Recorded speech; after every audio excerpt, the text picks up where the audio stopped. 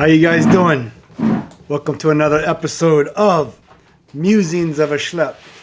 Today I'm going to talk a little bit about pet peeves. Like, when, for example, if you tell your wife you're about to videotape and then she decides, oh, that's a good time to go change the kitty litter. It's all good, Mama. Anything to hang out with you, precious. Dude, I told her, I shut the door. I go, I'm filming right now. Okay. Smells nice. Bad drivers, inconsiderate drivers. No, worse than bad drivers would be inconsiderate drivers. Speaking of drivers, people who go to the gas station to fill up their car with fuel and they just leave their engine idling.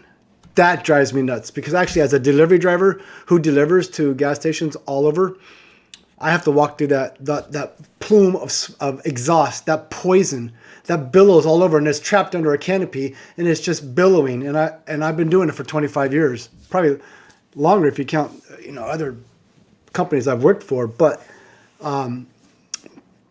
graffiti. No, you know what? I can't stop about this engine idling thing.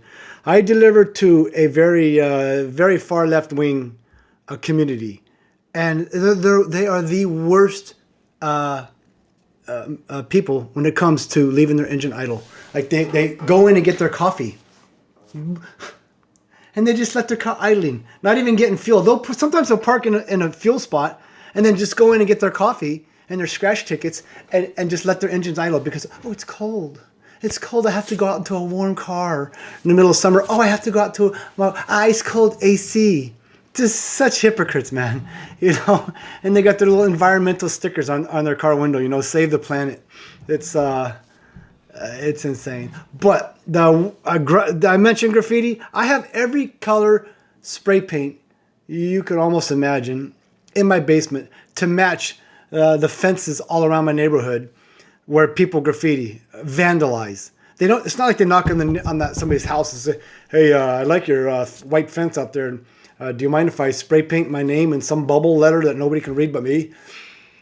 And of course, these are all renters. I live in a transient neighborhood. The absentee landlord. So I'm the one that has to take care of it all. And it's like the broken glass theory, right? Or if somebody breaks a glass in a car window and nobody fixes it, some other thugs come along and figure, oh, this is a neighborhood nobody cares about.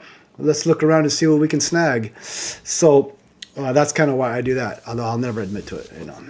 It's just allegedly, right? But no, for me, one of the worst, and I will boycott places that do this, that don't let you use the bathroom, especially convenience stores. They'll take your money. They will take your money. They will put it on the wall and stare at their money. They will put incense and burn it to whoever they're worshiping to get more of the money. But to go buy toilet paper and let you use the bathroom, they won't do it. A lot of, don't ask me why, and it's not xenophobic, but a lot of foreigners do this. Move to this country, buy the convenience stores, and then put a do not, out of order, do not use sign on the bathroom immediately. And I know a lot of them. I'm like, hey man, you got to take that sign down. So when I go in and I see that, when I'm out shopping, and let's say I'm on vacation, I'm in Rhode Island or someplace, and I see that sign, I turn around and I walk out. I don't spend a dime in those places. It's just no respect for the American public. So I was giving a guy an Uber ride one time, and he's like, "Bro, I gotta piss. I'm like, "Oh, you're not gonna make it to your destination?" He goes, "No, go to this gas station." So we go to the gas station. He goes in. He comes back outside. He's like, "They won't let me use the bathroom." I go, "Are they from India?" He goes, "Yes." I go, "Yeah, I'm not surprised. Let's go." He's like, "No, we ain't leaving." He went around. Because I'm pissing on the side. I should put the pop filter on. Hold on. I'm pissing on the side of their building. He did. He went around the side, pissed on the side of the building.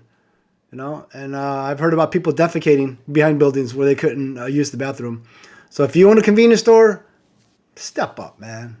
Be a human. You gonna let a couple drug addicts ruin it for the rest of us? The junkies that go in there and shoot up?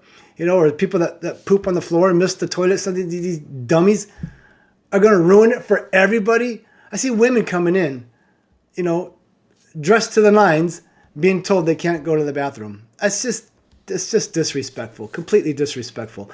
And I don't think it's the government's role to mandate that people, force them to allow them to have your restrooms public. If you're selling to the public and you have a restroom, I think you should allow the public to use the restroom.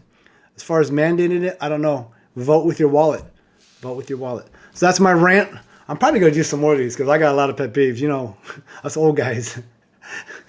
I mean, this frustration builds up over time.